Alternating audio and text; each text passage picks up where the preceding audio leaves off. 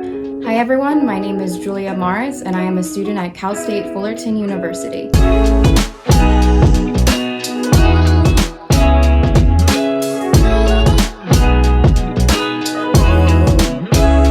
I am interning with College Web Media and our interviews are for college students wanting to hear real-world stories from people who have found success after graduation.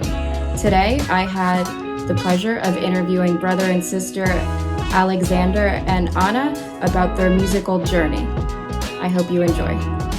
Do you guys have any, first of all, do you have any social media accounts that our followers or viewers can follow you at? Yeah, both of us, we have Instagrams and we have Facebooks. Do you want me to send you a link later or should I just... Yeah, if you could just, your handle and we'll drop a link in for our viewers. Wonderful, yeah, I'll make sure that I'll do it after. Okay, perfect. All right, and could you guys tell me a little bit about your education? Sure, do you want to start?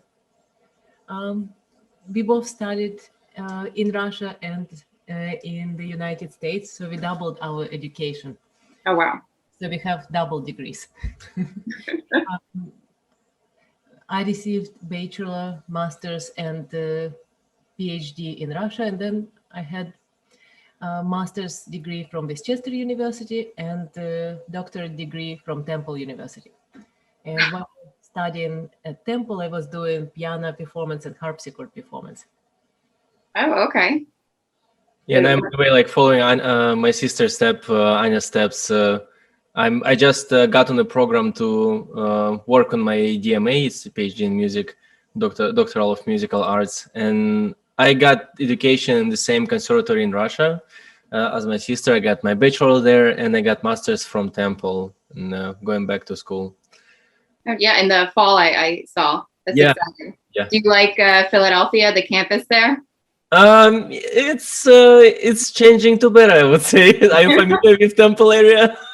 Yeah, I'm from the Lehigh Valley. I grew up there, so I'm very familiar with like the Philadelphia area. But yeah, I'm sure it's very different, area, different people. But I'm sure it's an experience. Absolutely. We live on campus. We rented the house right near the Rock Hall. Oh, okay. A short walk for us to practice, and it was nice. It was nice area, many good facilities, wonderful concert halls, and many good stuff practice for me. Yeah, there's definitely a lot of different things out there to do and explore. Yeah, absolutely. How often do you guys practice? I'm assuming you practice every day. About like how many hours would you say you practice?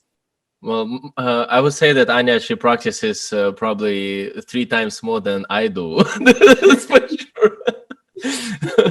I personally, when I was growing up, I used to practice almost every day for like many hours. And it's very important building a technique, but now like already having technique there and having a certain level of playing, most of the time it's like, I would make like a connection with like professional athletes when they getting ready for the fight or like a game. So they would have like a camp, let's say a month before the tournament or something, and then they kind of get to like the optimal level of playing.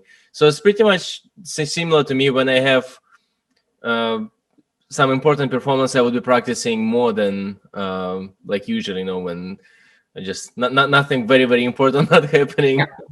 Just depending on what is in your schedule. Pretty much, yeah. Anna, same for you?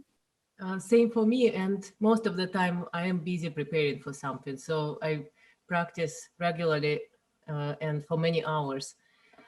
Sometimes when I have some concert or performance coming and I don't have much time to prepare, let's say it was short notice to perform with the orchestra or recording, I can practice up to 10 hours a day if I need to.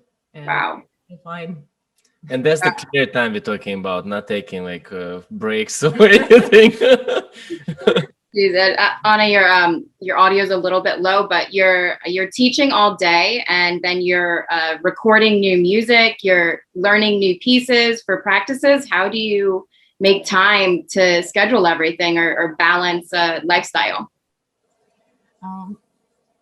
I mostly my life is my work, and music is like a religion for me. So living this quite intense schedule, I still feel like I have life, not just focusing on work or job I'm doing.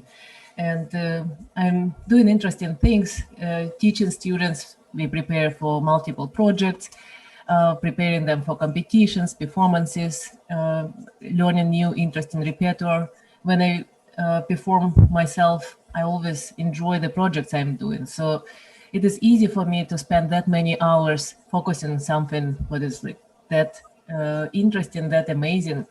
And sometimes I don't even notice how many hours I spend. Sometimes I start in the early morning and I finish practicing and teaching quite late at night. Luckily, we have good neighbors who are tolerant to such Who, schedules. as we guess, enjoy music, but we didn't ask them. I'm sure that's definitely important. That these neighbors. Wait, they forced to enjoy music.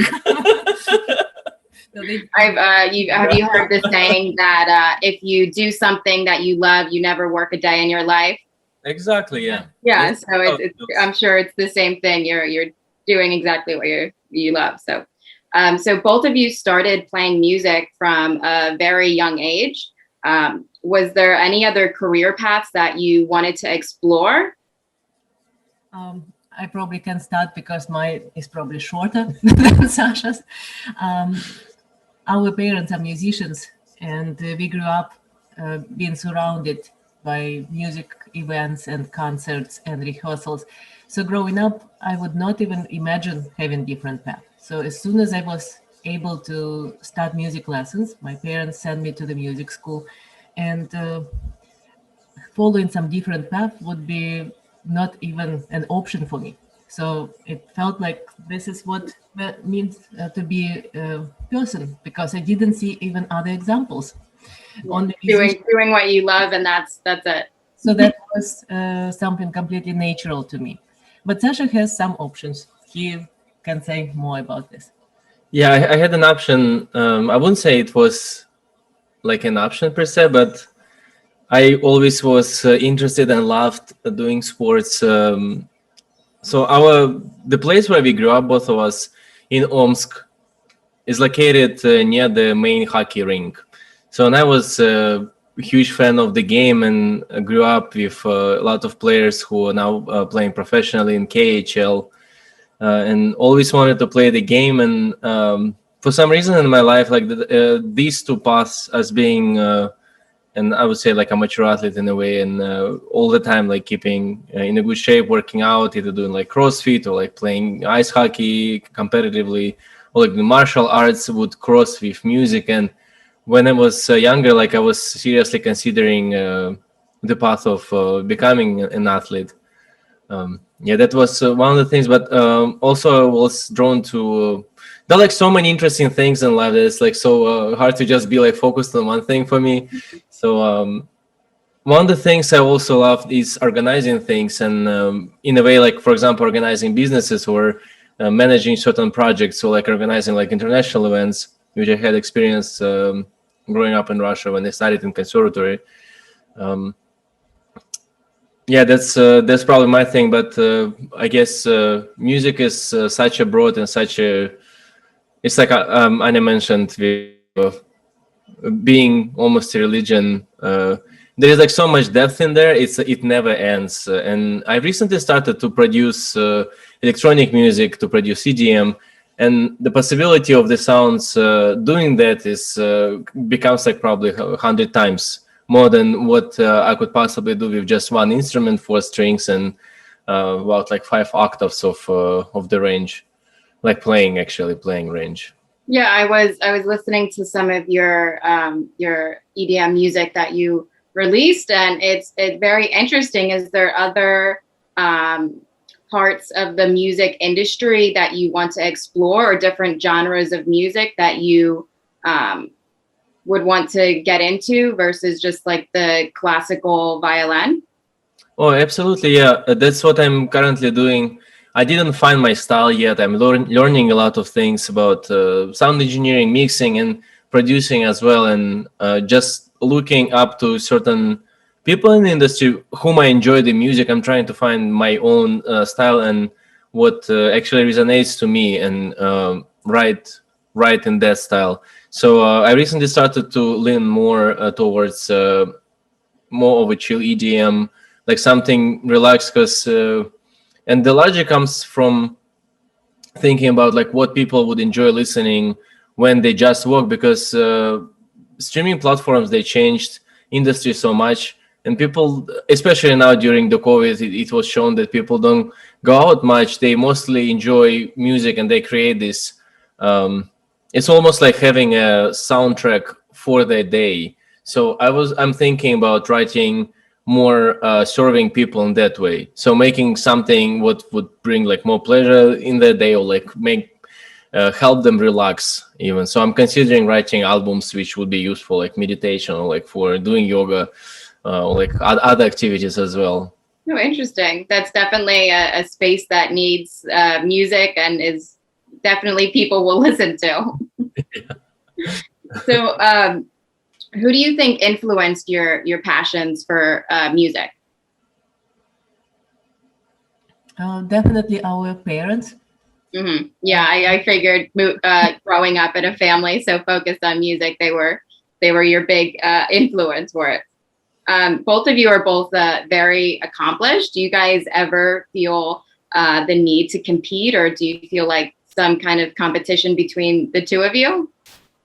I honestly don't feel, because I would put it in that way. Like, and also going back to the previous question, Anya is my older sister, and growing up, I was always looking up to what she was doing, and like the way she would, like sometimes it's just neglecting health and other problems, just go forward to it. And during my path, I had moments when I wanted to give up and when I wanted to quit, because I felt the pressure of getting like a man's job, or like doing something, like, because like I was asked so many times, like, what's your actual job? Like, I'm like, yeah, I'm that's what I actually do. Yeah, there's definitely with the male, there's probably a different stigma to it. Yeah, exactly. Especially like here, it's much better. Like in that way, people familiar with music and with classical music, what it is. In less developed countries, it's like, oh, you're a man, you have to I don't know, go like work like at the car station, like do something manly, and it's like in a way for. So there were like moments in my life when I wanted to give up in a way, and I'm glad that my family and my sister especially helped me to stay the path and pursue that, because I found so much beauty in it. Yeah. Oh, that's great. I think we rather not compete with each other, but we inspire each other.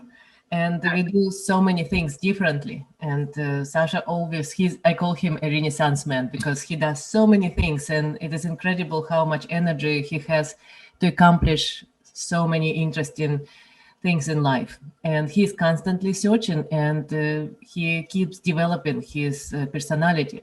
So that inspires me a lot. And we always support each other. So I don't feel like we are competing. We rather helping each other growing. Mm-hmm. Yeah. That's a great way to look at it. Yeah. Yeah, we also recently started to play together. For some reason, like we were playing a lot together, but we didn't have a single project. But in the August of 2020, I was invited to for a few projects first to play with Trio Casals, where Anya already playing with one other player, Video Marinescu, and since then we already recorded 3 CDs and scheduled to play concert in Carnegie Hall in February.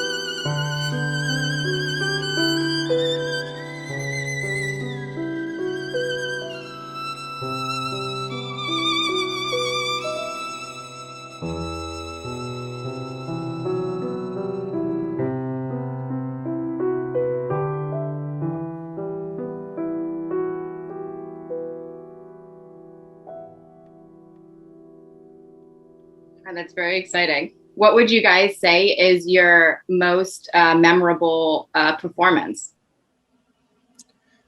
To me, I would say it's the concert we did with our whole family, with mom and dad. I think it was like 25-year anniversary of our mother working in chamber orchestra, and yeah, that concert was probably the most memorable because like it was something very special when like all of us played certain pieces together, and yeah. Yeah, I can imagine. That was would the be- only concert where the whole family played together. And it was so special. Yes, that is probably most memorable. Oh, that's so nice that you guys both have like that experience and that you can share that with your parents as well. That's something that's, I'd say, pretty unique. So what inspires you guys to create new music? With new music, it's I think just me being as a mirror or as a prism through which I express certain emotions or feelings, or just my like inner feeling. And I think I'm doing it egotistically in a way for me, because right now there is nothing what could make me forget about the time in a way as music production does, like just like writing something. And also there's like certain parts of probably brain when I get in that state, it's like I forget about emails and responding to anything. It's just like the other parts of life, they don't exist. And in a way it's also meditative, but also it's creating something what never been there, even if it's just putting sounds together in the way that they weren't before. I guess that's my favorite part. But just yeah, I just got that urge of creating something in music, because music is the art of time, and I think writing it and being able to improvise sometimes what makes it even more alive as the art. For me, it is working with composers who create. Yeah. I Just inspired by others. So I record music and perform music of modern composers. And I feel like this is such an important, almost a mission, because some of the compositions which were written recently will never be performed because audience might not be interested, or performers might not be interested, or composers sometimes don't have finances to sponsor performances. Sometimes music is not even published. And it is amazing how much music recently was written, how much good music was written. And to me, it is just incredible opportunity to be right ahead of many other performers, and having the opportunity to perform music which was written now, and which possibly will become a classical music in 50 years or so. So collaborating with composers who created like 1 year before the recording or 20 years before the recording, collaborating, knowing what they were writing about, what they were imagining, how they hear this music. This is really special, and I love introducing these compositions to the audience, making sure that audience likes those those compositions and accepts them, giving life to something what never would be performed if I would not start doing this. When Anna and Alexander return, Julia asks them if they've had mentors in their path to success. This interview is brought to you by College Web Mentor. Whether you're deciding on a major, wondering how to network effectively, or planning your career, College Web Mentor offers a range of tools and services to help you succeed.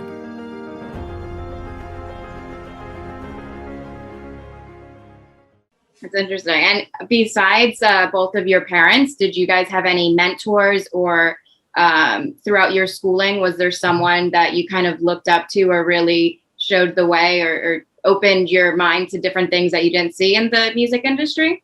No, absolutely. They want to start with your teachers. We always had amazing teachers, and we are forever grateful for what they did for us, because teaching music is quite difficult. You share not just a technique and skill, but you share almost your soul, your vision, your philosophical approach, how you imagine it, what you feel while playing. You inspire students. And we got lucky having amazing teachers. And of course, the success we have now is just because we got lucky to have right teachers who put so much energy and effort in our career. That's great. And now you're kind of repaying the favor and teaching a new generation the same skills that you were taught. Yeah. And with all like the new technology within the music industry and social media, there's a lot more music being put out, and I feel like it's a little bit more entry level, where there's apps and different things where people can make their own music or produce their own beats. Could you talk about some of the differences that you guys have noticed within the music industry in the past, maybe like 10 years? Like certain things, for example, let's say in 60s, 70s, a lot of recordings, they would be recorded almost like bands playing live in different sections of the studio, making sure that they're isolated, but they can hear each other. And so what having, like, let's say DAW, digital audio workstation, does, it's kind of like puts everything to the grid, which in a way, not how the music lives and not how in nature anything happens. There is like no perfection. So in a way, imperfection makes it perfect. But also, even if you look at our like regular scale and how the sounds from what our ear can perceive, like around like 25-30 hertz up to 20,000 hertz, how that is divided in the scale.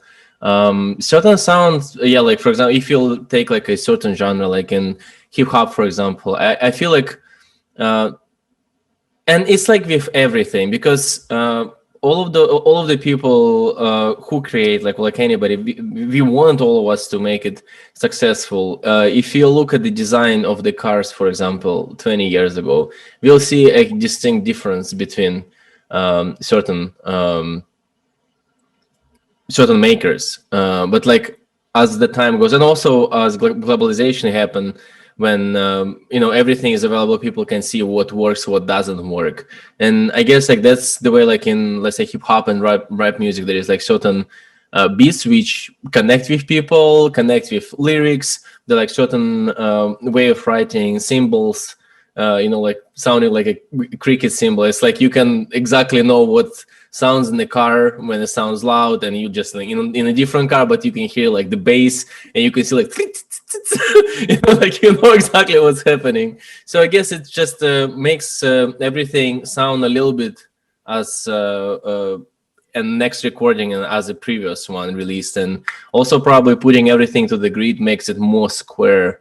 But I don't know exactly either it's a good thing or bad. So it's just the way it is, and just the way the industry works.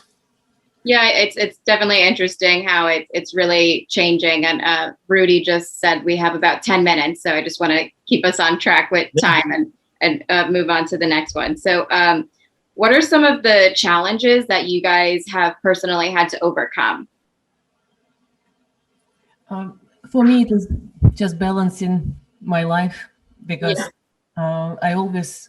I'm always interested in so many projects that it is difficult to say no to something. And sometimes I have too much, and then I spend take on too much. Yeah. Even cutting whatever sleep time or time to rest. She does a lot.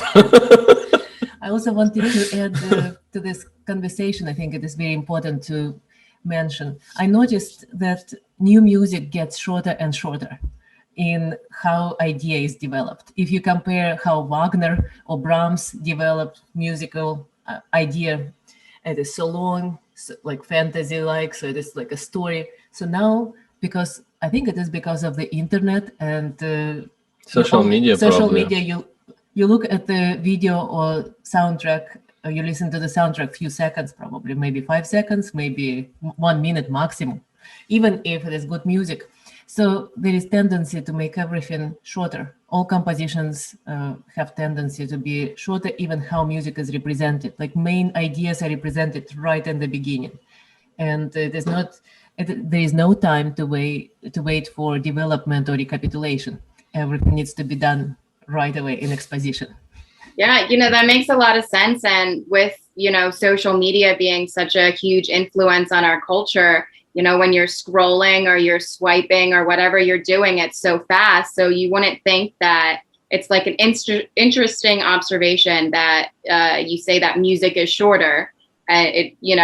People's attention span is getting shorter and shorter because there's just so much media that we're seeing on a daily basis. So that's interesting. But I like how you said that before it was very much a storytelling, or you're going into, it's a piece of work, it's a novel or something, versus today when, people are just I feel like a lot of the new artists, it's just kind of for money, or just, it's not about the art. Yeah, I totally agree with you. Yeah. And what are some of your upcoming projects or releases that you have? So I'm working on the single currently, and I think I'll release it in about 2 months, just to make sure that I prepare the release. But it will be like in more chill EDM style. No, we'll definitely feature some string sounds. That's going to be a full album? It's gonna be a single. Okay. Yeah, for now, yeah. So just start with the singles, yeah. Yeah, just to see what works, what doesn't work, what people react to, and how they like it. Yeah, of course.